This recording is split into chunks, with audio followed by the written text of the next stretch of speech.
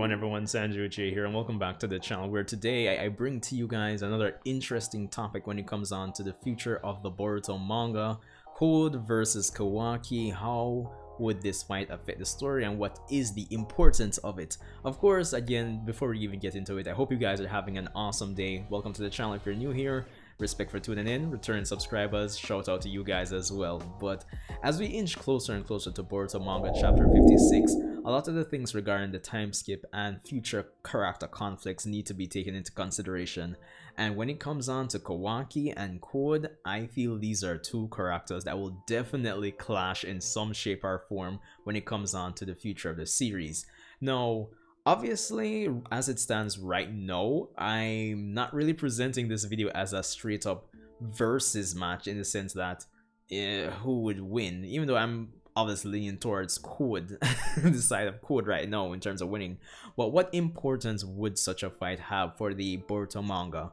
And can it assist the Boruto manga in, stepping up to another level of quality? Because as we know, we have a lot of Boruto criticizers. The series as a whole has gotten a lot of criticism. So, a fight like this, what would it mean? So getting into it, so Code versus Kawaki. Now, of course, these are two characters that have, well, for the most part, spent a lot of their time in the organization of Kara, with Code being a field vessel for Isshiki Otsutsuki, who, in which it was revealed that he actually can't act as a reincarnation or a vessel for Ishiki's spirit specifically, hence why he has the non-vessel white karma, and the actual vessel that was supposed to house Isshiki, Kawaki. And of course, more than likely, the fact that we have Code and Kawaki at two different extremes when it comes on to their dynamic and relationship and how they viewed Isshiki Otsutsuki, I think it's only natural for these two to come into conflict, because one, we have Code who, as he said in chapter 55, he views Isshiki as a god, like you are my god, if I'm not, just to paraphrase essentially. And we have Kawaki who absolutely hates him. So I think it's only natural we have these two come into conflict. But in terms of the importance of what such a conflict would actually have on the story is another question when you really think about it.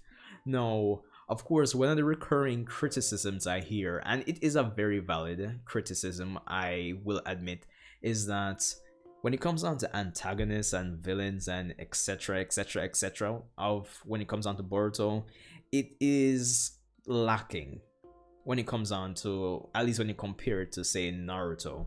Persons, and it comes back to the whole Otsutsuki issue, that, and persons would say, despite the mysterious aspect, the nature of the Kara members, we don't know a lot about the Kara members either. So it's kind of like, yeah, on the surface level, these Kara members, this whole Kara organization, I mean, it seems cool. I mean, how it's executed and how we have persons such as the outsiders who are prominent persons in society, or just probably your everyday person. It would seem like, in terms of how Kara is set up, it's your enemy in plain sight. So on the surface level, I think Kara is interesting, but I think we're lacking in terms of empathizing with Kara. What do the members of Kara want? What's their goal, their end game? Where are they coming from at the end of the day? Because that was one of the things when it comes on to the villains and antagonists for, well, not all of them, but most of them in the Naruto side of the franchise. And this is a series where we are painting, even if you don't necessarily agree with certain characters, certain villains, certain antagonists, you can see where they're coming from. That is usually the nature of the Naruto universe. And the fact that we don't necessarily get that with Kara, even being 55 chapters in, then that's a problem. So when it comes on to, say, Code versus Kawaki, I think it can be used as a means to explore the motivations and the connections that each of these persons actually have with their respective factions. So on the Kawaki side, we could probably explore what it was like interacting with the members of Kara, where they're coming from, how it relates, and are there any similarities between what these members of Kara were going through along with Kawaki, and how does Kawaki being the vessel tie into their overall goals and wishes and desires, because we were presented with the idea that each person was supposed to get a wish, so there's that. And of course, I have stated in previous videos, and I'll continue it here, that on the code side of this versus battle is that we could use code as a means of exploring and uplifting the Otsutsuki clan, well, specifically the interest of us, the audience, in the Otsutsuki clan. I know a lot of persons are interested, but I would say, well, this is my, I would think, my educated guess, is that a lot of persons still don't really favor the Otsutsuki. Of course, a lot of persons would say they don't belong, aliens don't belong in Naruto, etc, etc. And I think overall, like, the majority would say that, yeah, they seem alright, but they're no Pain, they're no Madara, the Otsutsuki haven't reached that level of viewer interest and investment, is what I'm saying essentially. So I think when it comes on to the code side of things, we could probably use code to actually be the bridge between exploring, the bridge to exploring, and basically looking at things from an Otsutsuki point of view, elevating the interest from us, the real world audience, in the series, in the set of this faction that's been long since met a lot of, since they've been meeting criticism since Kaguya was introduced. So maybe we could do something about it through Code's eyes, or you know, from Code's perspective, because his mission now is to become a fully fledged Otsutsuki, and I would imagine he would eventually have to interact with other members of the clan all the same. So I think with the clashing ideologies between Kawaki and Code, we could see stuff like that be broken down in the fight, potentially speaking. Potentially speaking. No, of course, if a fight like that were to actually happen, wouldn't want to say I want the fight to be bogged down by all these flashbacks and all these things, but I think a lot of these flashbacks and everything should form the basis of leading up to such a fight, like for a fight's sake, like actual Code versus Kawaki.